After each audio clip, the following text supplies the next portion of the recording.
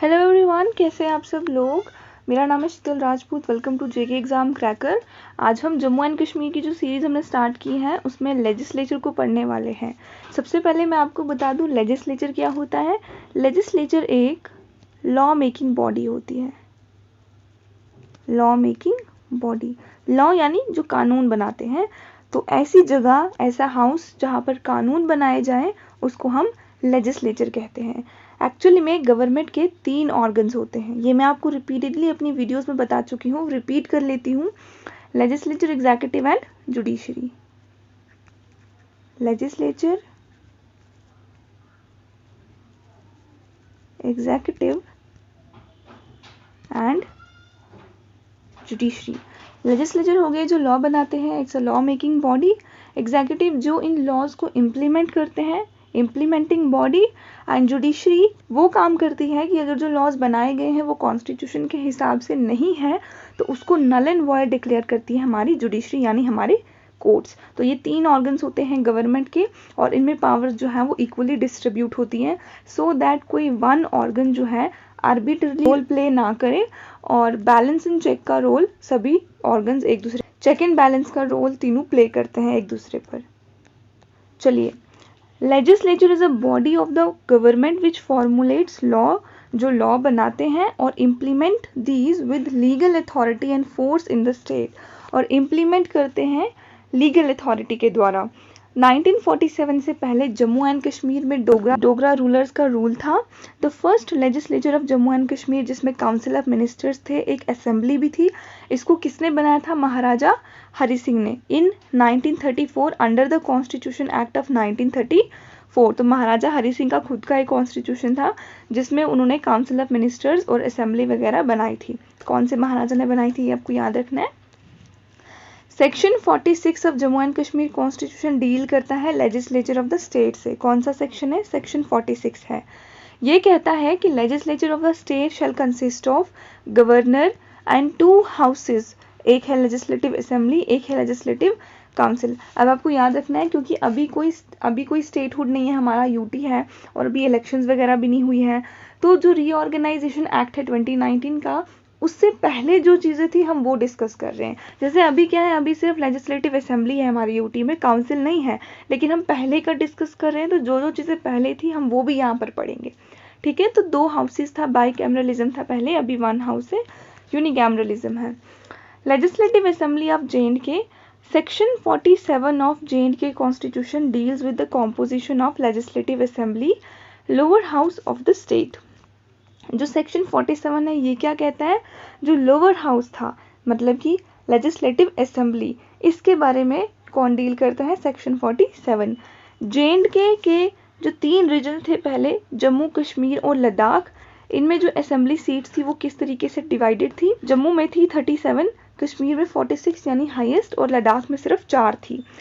Initially legislative assembly में 100 members होते थे जो डायरेक्टली इलेक्टेड होते थे, अपनी अपनी कॉन्स्टिट्यूंसी से होके आते थे। जो 20th अमेंडमेंट एक्ट हुआ 1988 में, इसने नंबर्स को रेज कर दिया, 111 कर दिया। पहले कितने थे? 100 थे, 11 नंबर और बढ़ा दिया, 11 मेंबर्स और बढ़ा दिए। There is also a provision in the constitution of the state for the nomination of 2 women as a member of legislative assembly by the governor if the governor finds such situation that women are not adequately represented in the assembly। अगर governor को लगता है कि women का representation अच्छा नहीं है assembly में, तो वो 2 वुमेन्स को नॉमिनेट कर सकता है। The legislature by law may appoint such authority which shall readjust the number, extent and boundaries of the territorial constituencies of the state after completion of each census। तो क्योंकि हमें पता है कि हर साल पॉपुलेशन तो बढ़ती जाती है, इवन हर हफ्ते पॉपुलेशन बढ़ती है, तो फिर जो नंबर, जो पॉपुलेशन के बेसिस पे आपने कॉन्स्टिट्यूंसीज बनाई है, उस हिसाब से नंबर्स भी आगे पीछे होंगे, चेंज होंगे। जैसे अभी डिलिमिटेशन करवाना है, तो वैसे ही हर साल हर 10 ईयर्स में जो सेंसस होगा उसके बाद लेजिस्लेचर लॉ के द्वारा एक ऐसी अथॉरिटी को अपॉइंट करेंगे जो इन नंबर को रीएडजस्ट करेंगे according to the new population, new census. Section 48 क्या कहता है स्टेट कॉन्स्टिट्यूशन का? आउट ऑफ 111 सीट्स 24 सीट्स जो हैं वो ऑफिशियली हम वैकेंट रखते हैं पीओके वाले एरिया को, जिसको पाकिस्तान ने इलीगली ऑक्युपाई करके रखा हुआ है। Thus there are 89 members out of which 87 are elected and 2 are nominated and these are women। तो 89 में से 2 नॉमिनेटेड होती है women और 87 जो होते हैं वो इलेक्टेड होते हैं। अब पीओके से मुझे याद आया जो मेरा 3rd लेक्चर आया था जिसमें मैंने अमित शाह जी की तारीफ की थी कि कितनी वेल प्लान्ड उन्होंने जो रिमूव किया 370 35A और JNK में कोई भी ऐसी हलचल सुनाई नहीं दी हमें, स्टोन पेल्टिंग वगैरह कुछ भी ऐसा हाई लेवल पर नहीं हुआ था। तो 1 पर्सन मैं नाम नहीं लेना चाहूँगी, उन्होंने कहा कि why are you appreciating him, कि उन्होंने स्टेट को यूटी बना दिया। तो देखिए मैंने इस वजह से अप्रिशिएट नहीं किया था कि हमारी स्टेट यूटी बन गई है, स्टेट तो हमारी दोबारा बन जाएगी। मैं प्लानिंग को अप्रिशिएट कर रही थी कि जो पहले जो फिर स्टोन पेल्टिंग वगैरह होती थी, इवन जो रिलीजियस ग्रुप से आपस में वो लड़ जाते थे, वो नहीं हुआ इस बार। मैं इस चीज़ पर जोर दे रही थी, don't take me the otherwise.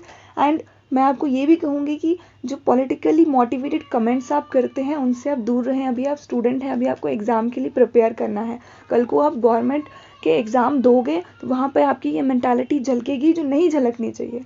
आपको न्यूट्रल रहना है, सरकार के नौकर बनने जा रहे हो। चलिए, The minimum age to become a member of legislative assembly is 25 years। जो मिनिमम एज थी वो कितनी थी? 25 years अगर आपको लेजिस्लेटिव असेंबली में जाना है। 48A सेक्शन क्या कहता है?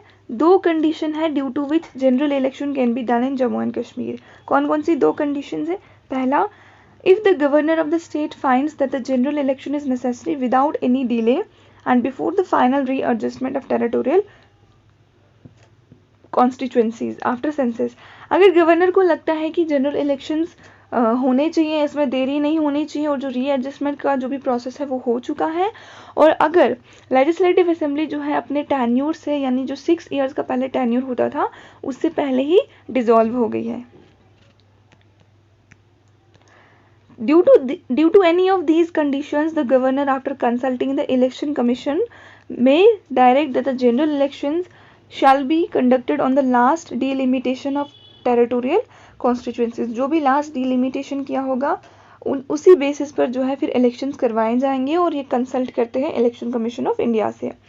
सेक्शन 49 कहता है there is a provision of reserve seat in the assembly for SC के लिए रिजर्व सीट्स हैं, ठीक है। The proportion shall remain the same to the total assembly seats as a state has SC population. मतलब population के basis पर जो एससीज की शेड्यूल कास्ट की जो रिजर्वेशन है असेंबली में उसको डिवाइड करके रखा हुआ है। ड्यूरेशन क्या होता था हमारे लेजिस्लेटिव असेंबली का? सेक्शन 52 बात करता था ड्यूरेशन का, जो 6 साल की थी अगर ये डिसॉल्व नहीं होती है तो। अगर कोई ऐसी सिचुएशन आती है जहाँ पर इमरजेंसी लगाई जानी है of article 352 of the constitution of India, फिर जो इसका पीरियड है असेंबली का 1 year आप एट ए टाइम बढ़ा सकते हो बाय द स्टेट लेजिस्लेचर। और जैसे ही ये इमरजेंसी रिमूव कर दी जाती है 6 month तक ही जो असेंबली है वो चल पाएगी, उसके बाद इसको डिसॉल्व किया जाएगा और नए से फिर से इलेक्शंस होंगे और नए से असेंबली बनेगी। जो स्पेशल सेशन होते हैं ऑफ बोथ द हाउसेज, इनको कौन बुलाता है? गवर्नर बुलाता है। Speaker and deputy speaker of the legislative assembly. Section 57 state constitution का डील करता था स्पीकर और deputy speaker of the assembly से। बोथ दिस मेंबर्स जो हैं ये एडमिनिस्टर करते थे असेंबली ऑफ द स्टेट को। सेक्शन 58 डील करता है कि अगर इनका जो ऑफिस है स्पीकर और डेप्यूटी स्पीकर का वो वैकेट हो जाता है या ये रिज़ाइन दे देते हैं या ये रिमूव हो जाते हैं, एनीवन या both of these shall resign if they are removed from the membership of the assembly। अगर इनको असेंबली से रिमूव कर दिया जाता है ये रिज़ाइन दे सकते हैं। ये अपना रेजिग्नेशन किसको देते हैं? स्पीकर अपना रेजिग्नेशन देता है डेप्यूटी स्पीकर को और डेप्यूटी स्पीकर देता है स्पीकर को, तो ये एक दूसरे को रेजिग्नेशन देते हैं। वैसे ही इंडियन कॉन्स्टिट्यूशन में भी लिखा गया है, जो हमारे पार्लियामेंट के स्पीकर हैं वो भी एक दूसरे को रिज़ाइन देते हैं। One of them or both may be removed from the designation by passing a resolution in the assembly with a prior notice of 14 days। अगर इन दोनों को रिमूव करना है या किसी एक को रिमूव करना है, स्पीकर या डेप्यूटी स्पीकर को, तो ये क्या कर सकते हैं? इनको 14 days का पहले ही लेजिस्लेचर क्या करेगा? नोटिस दे देगा। सेक्शन 59 डील्स करता है कि डेप्यूटी स्पीकर्स की पावर्स क्या होंगी अगर वो स्पीकर बनते हैं तो। इन एब्सेंस ऑफ स्पीकर जो ड्यूटीज परफॉर्म करेंगे डेप्यूटी स्पीकर, इसकी बात हो रही है कि इनकी पावर क्या होगी। ये कौन सा सेक्शन है? सेक्शन 59। जब डेप्यूटी स्पीकर नहीं होगा वहाँ पे, फिर गवर्नर अपॉइंट कर सकते हैं असेंबली के किसी भी मेंबर को कि आप स्पीकर का रोल प्ले करो, जब तक स्पीकर या डेप्यूटी स्पीकर नहीं वापस आ जाते हैं या दोबारा से इनको इलेक्ट नहीं किया जाता है।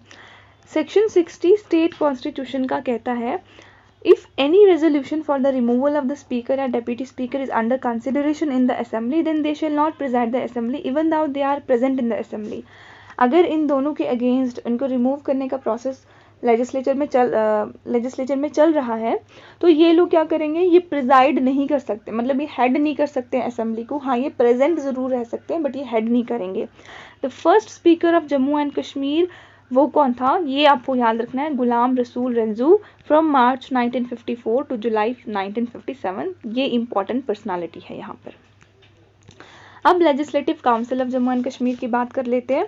Section 50 of Jammu and Kashmir constitution deal करता है कॉम्पोजिशन ऑफ लेजिस्लेटिव काउंसिल। कौन सा सेक्शन है, section 50। Legislative council of Jammu and Kashmir को विधान परिषद भी कहते हैं हिंदी में, इसको अपर हाउस भी कहा जाता है। As per section 50 legislative council में 36 मेंबर्स होते थे।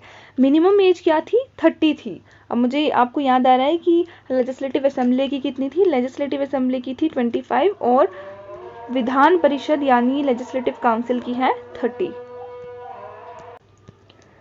मिनिमम एज मैंने आपको बता दी। ये जो सेक्शन है ये प्रोवाइड करता है कुछ criteria for the selection of these members, यानी कि सेक्शन 50 में एलिजिबिलिटी क्राइटेरिया भी दिया हुआ है लेजिस्लेटिव काउंसिल का। पहला क्या है, लेजिस्लेटिव असेंबली इलेक्ट करेगी 11 सच मेंबर्स जो कि कश्मीर प्रोविंस के रेजिडेंट होंगे, but not the members of legislative assembly. यानी लेजिस्लेटिव असेंबली ऐसे 3 मेंबर्स को इलेक्ट करेगी जो लेजिस्लेटिव असेंबली के नहीं होंगे और जो कश्मीर प्रोविंस के को बिलोंग करेंगे, वहाँ के रेजिडेंट होंगे। It provided that at least 1 shall be resident of tehsil Ladakh. एक जो है वो लद्दाख तहसील का भी होना चाहिए एंड एटलीस्ट 1 जो है वो करगिल तहसील से भी होना चाहिए। सेकेंड क्राइटेरिया क्या है, लेजिस्लेटिव असेंबली 11 सच मेंबर्स को इलेक्ट करेगी जो कश्मीर के रेजिडेंट होने चाहिए, कश्मीर प्रोविंस के रेजिडेंट होने चाहिए, और उनमें से एटलीस्ट 1 जो है वो डोडा डिस्ट्रिक्ट का होना चाहिए और 1 जो है ये पुंछ डिस्ट्रिक्ट का होना चाहिए। But they must not be member of legislative assembly, लेकिन लेजिस्लेटिव असेंबली के मेंबर नहीं होने चाहिए। थर्ड क्राइटेरिया इसमें क्या कह रहा है कि ए 1 member will be elected by the electorate which works in the province of Kashmir and province of Jammu. एक ऐसे मेंबर को चूज किया जाएगा इलेक्टोरल रोल में, जो मेंबर होगा जो काम करता होगा province of Kashmir and province of Jammu में। म्युनिसिपल काउंसिल का मेंबर हो सकता है, टाउन एरिया कमेटी का हो सकता है, या नोटिफाइड एरिया कमेटी का हो सकता है, किसी का भी हो सकता है।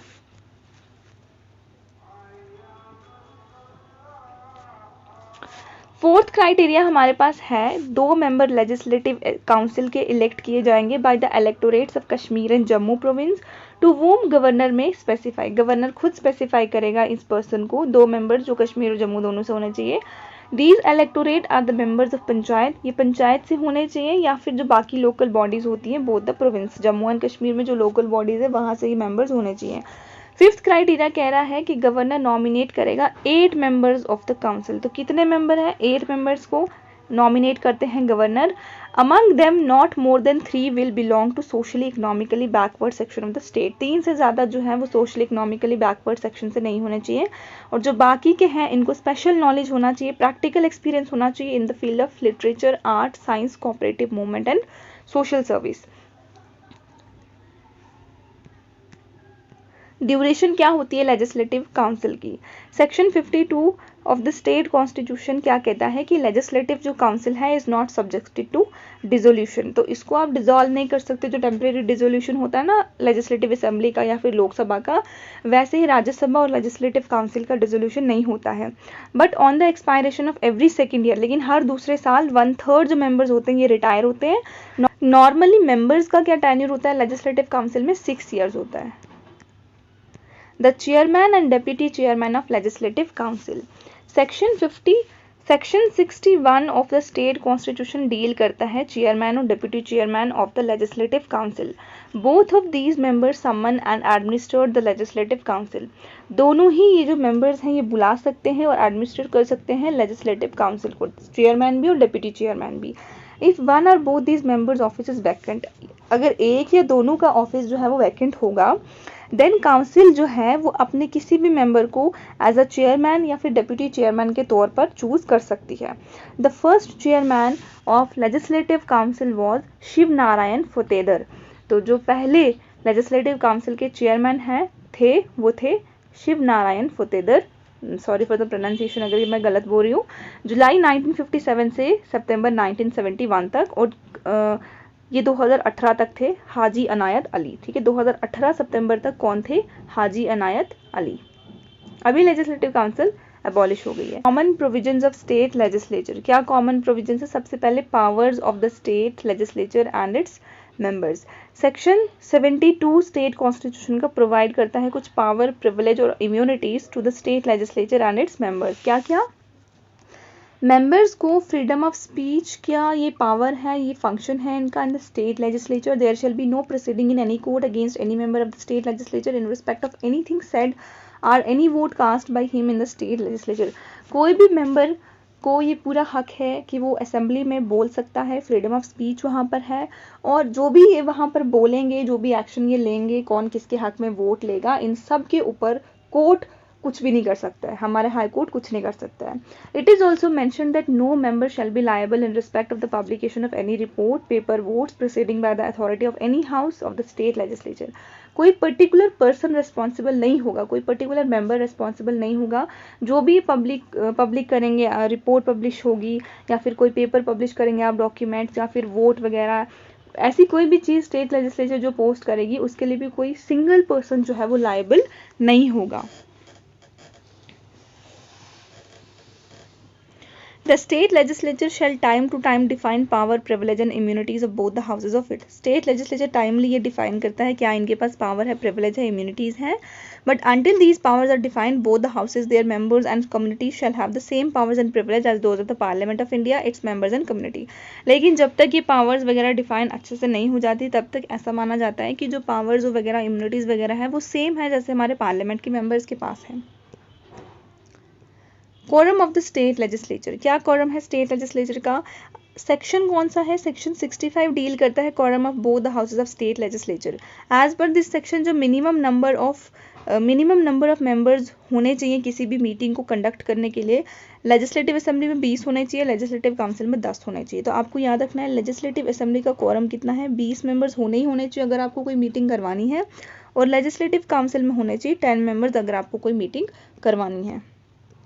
Session, prorogation and dissolution of the state legislature का पढ़ेंगे। Section 53 of the state constitution state करता है governor of the state has the power to call meetings of each house of the legislature time to time. किसके पास power है meeting बुलाने की? Governor के पास है, ये सेक्शन 53 कहता है।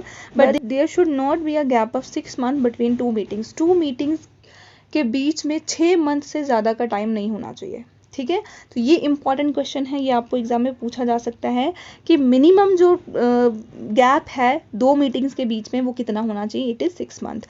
The governor has a power to dissolve any house of the state legislature. किसी भी हाउस को गवर्नर जो है वो डिसॉल्व कर सकते हैं। क्या लैंग्वेज यूज़ की जाती थी लेजिस्लेचर में? सेक्शन 87 कहता था स्टेट कॉन्स्टिट्यूशन का, ये डील करता था लैंग्वेज के साथ। As per this section Urdu या फिर इंग्लिश जो है इसको आप हाउसेज में प्रोसीडिंग्स के लिए यूज़ करते थे, जो भी बातचीत आपको करनी होती थी उर्दू या फिर इंग्लिश। स्पीकर या चेयरमैन जो है या फिर जो पर्सन स्पीकर या चेयरमैन की तरह एक्ट कर रहा है उनके बिहाफ पर ये परमिशन दे सकते थे मेंबर को कि वो हिंदी में भी बात कर सकता है। ठीक है, आपको परमिशन लेनी पड़ेगी। But if any member can not express himself adequately in the aforesaid language he may use his mother tongue as well. लेकिन अगर कोई भी ऐसा मेंबर जो ना उर्दू जानता है, ना इंग्लिश जानता है, ना हिंदी जानता है, वो मदर टंग में भी बोल सकता है with the permission of the speaker और चेयरमैन। इंग्लिश लैंग्वेज को यूज़ किया जाता था जितने भी बिल्स वगैरह बनाने थे, अमेंडमेंट वगैरह करनी थी या एक्ट पास करवाते थे स्टेट लेजिस्लेचर से, वहाँ पर इंग्लिश में ही सब कुछ होता था। तो अब हम डिस्कस करेंगे एमसीक्यूज। पहला क्वेश्चन हमारे पास है when was the first legislature of Jammu and Kashmir establish. तो जम्मू एंड कश्मीर का पहला लेजिस्लेचर कब इस्टेब्लिश हुआ था? Options are 1947, 1934, 1942, 1957। इसका जो सही आंसर है वो है 1934। किसने किया था? By Maharaja Hari Singh. Maharaja Hari Singh, the last ruler of the princely state of Jammu and Kashmir. Second question हमारे पास है which section of Jammu and Kashmir constitution states that legislature shall consist of governor and 2 states. तो लेजिस्लेचर होगा, उसमें गवर्नर के साथ 2 स्टेट्स नहीं है, ये है 2 houses, that is legislative assembly and legislative council. Options are section 46, section 42, section 48, section 45। The right answer is section 46 कहता है कि बाई कैमरलिज्म होगा, governor, legislative assembly, legislative state. ये पहले की बात हो रही है, जो मैं आपको आगे रीऑर्गेनाइजेशन एक्ट पढ़ाऊंगी नेक्स्ट वीडियो में, वहाँ पर मैं रीसेंट चीज़ें आपको बता दूंगी। क्वेश्चन नंबर 3 है which section of Jammu and Kashmir constitution deals with the composition of legislative assembly of the state. तो लेजिस्लेटिव असेंबली की कॉम्पोजिशन के बारे में इनमें से कौन से सेक्शन में बताया गया है? Section 46, section 43, section 47, section 49। इसका जो सही आंसर है वो है सेक्शन 47।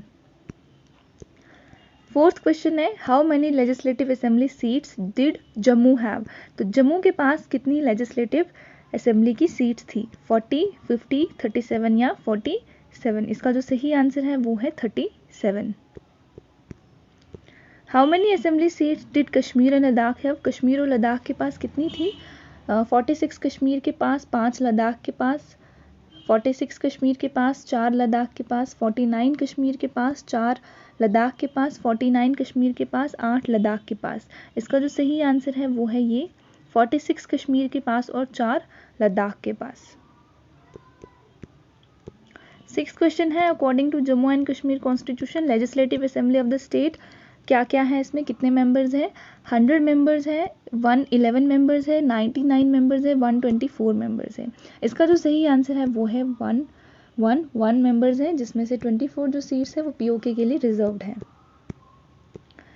7th क्वेश्चन है एज पर सेक्शन 48, सेक्शन 48 के हिसाब से जो जम्मू कश्मीर कॉन्स्टिट्यूशन का सेक्शन 48 है, हाउ मेनी असेंबली सीट्स जो है वो वैकेंट रखी है हमने ऑफिशियली पीओके वाले एरिया के लिए। मैंने अभी आपको बता दिया 21, 22, 23 या 24। तो इसका जो सही आंसर है वो है 24।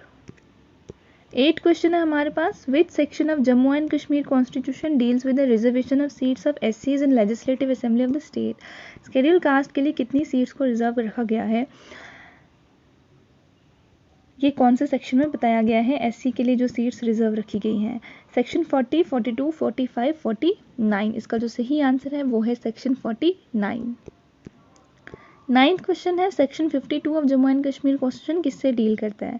Composition of legislative assembly of the state, duration क्या है लेजिस्लेटिव असेंबली का, स्पीकर और deputy speaker of the assembly and composition of legislative council.